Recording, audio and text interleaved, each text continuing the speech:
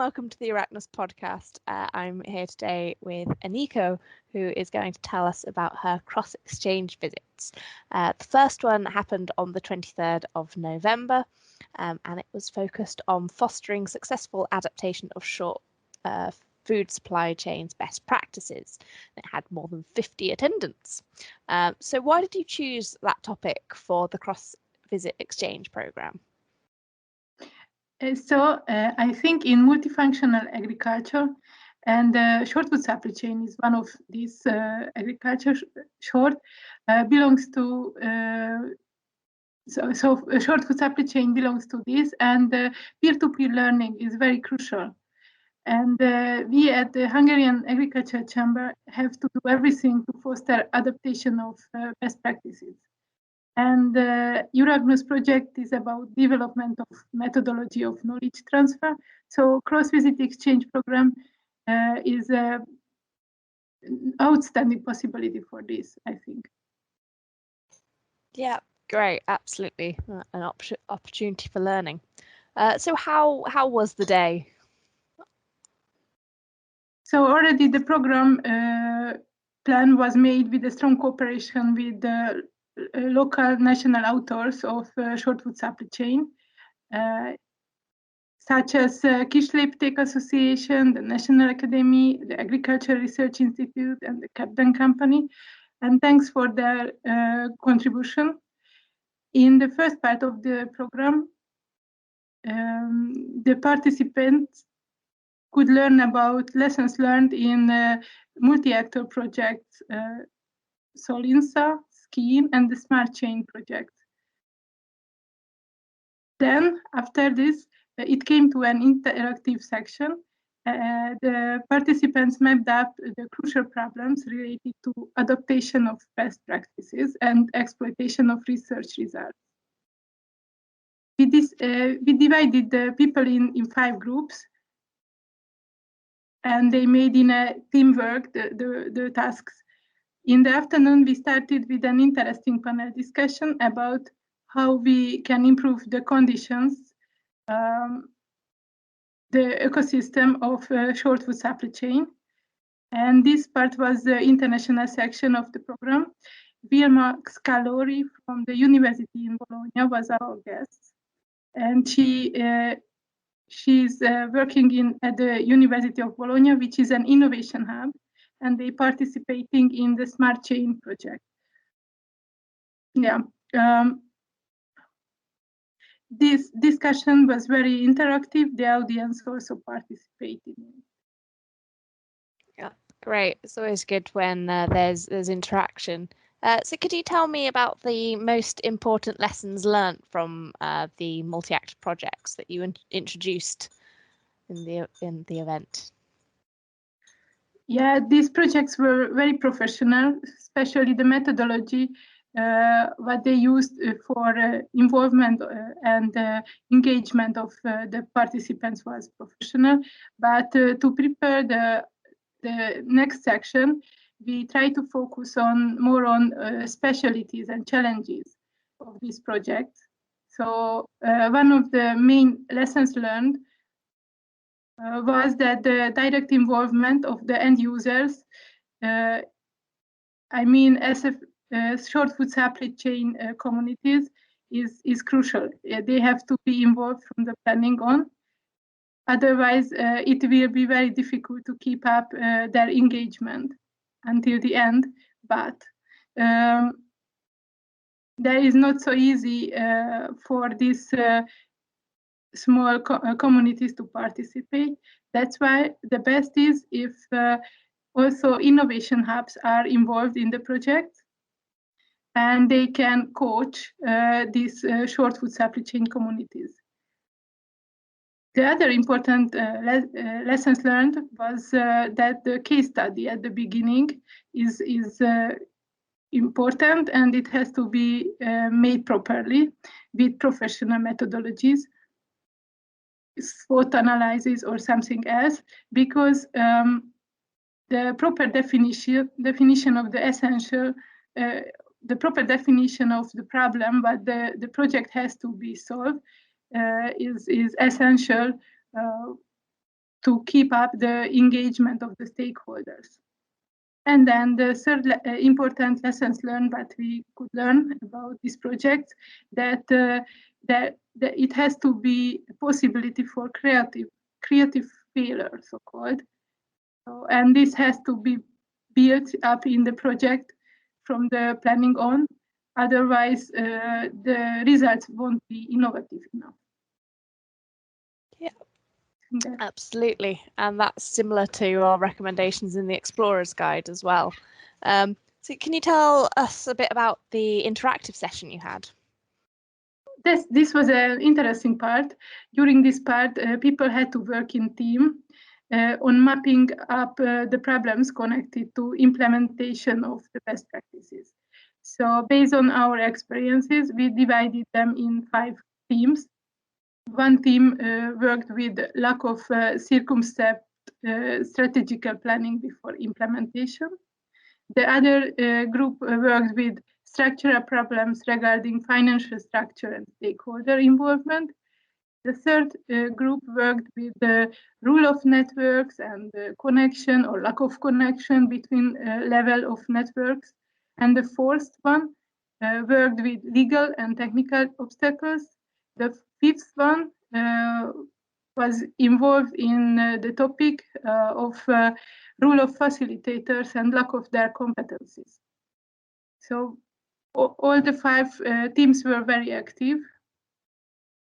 And if I have to summarize their conclusion in one sentence, it's a bit hard, but I try.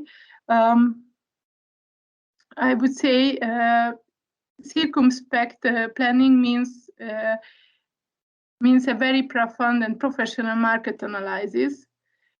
This will determine everything later on.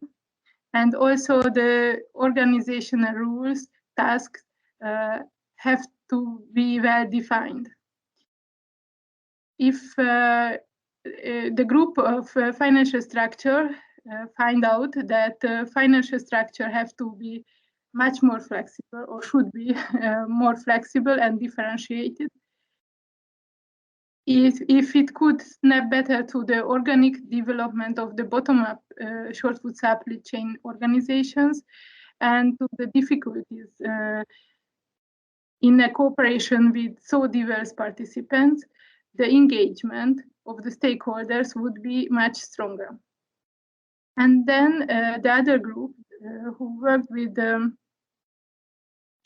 network topic, they find out that all stakeholders together, they are kind of ecosystem for the short food supply chain.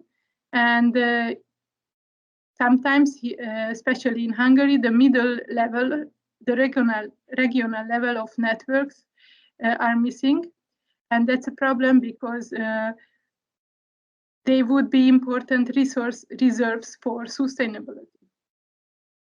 The first team who worked with the legal and technical obstacles, they find out that these legal and technical obstacles are the same for a long time. The supportive legal background is still missing in Hungary, and that's why the communication of best practices are more important than ever before, because if we reach out more, then more people will be interested in short food supply chain topic, and then we will reach at a certain point the threshold of the authorities to make more supportive legal background. And then the fifth team, they worked with the facilitator competencies, and they find out that facilitator is a lot of facilitator has a lot of tasks simultaneously. Is a leader, is a logistic man, a marketing person, event organizer, contact person, so on. And that's why their competencies have to be developed. So training materials, coaching methodologies, profound case studies are missing. This could help to develop their competencies. Yeah, I think that was all. Yeah, great. Thank you. Thank you, Anika. So what was the topic of the international panel in the afternoon? So in the afternoon, we focus more on solutions, on further development strategies. The case statements of the day were exposed a little bit more. And we discussed, for example, a lot how best practices can be used in the best way. And it came out that depends on what we are using the best practices for. There are at least 3 levels of information or communication, better to say. For general public, we need to give an insight without details, but they have to know what is the economical social potential of short food supply chain, but they don't need to know much more about details. But for farmers, facilitators, it's very crucial that they know more details. The storefront is not enough for them. If they want to adopt these best practices, they have to know about the business model, the value proposition, even a little bit about conditions and ecosystem. The best would be if they could find somebody who they can connect, who they can consulate a little bit or chat about the details. And this way of knowledge sharing, this would be really concrete and really helpful for the development. And there is also a third level of information. This is the information was needed for the authorities because they also learn a lot from pioneers' experiences, but the practical experiences are not enough for them. They also need to know a lot about legal background. They need to know which regulation made it possible to implement the local plans. So yeah, I think that was the main part of the conversation in the afternoon, to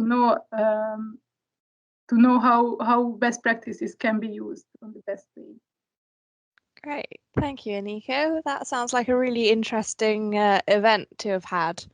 So is there anything else that you'd like to add about the topic, or recommend cross exchanges to others as a good way of getting people together? The people who participated in this event, they really liked the event, and they already asked when we will do the next one. So I think it's very important to give possibility for experts to exchange their experiences and their knowledge, because yeah, they can learn from each other a lot. Yeah, great. Thank you, Aniko, for joining us today. Thank you for asking me.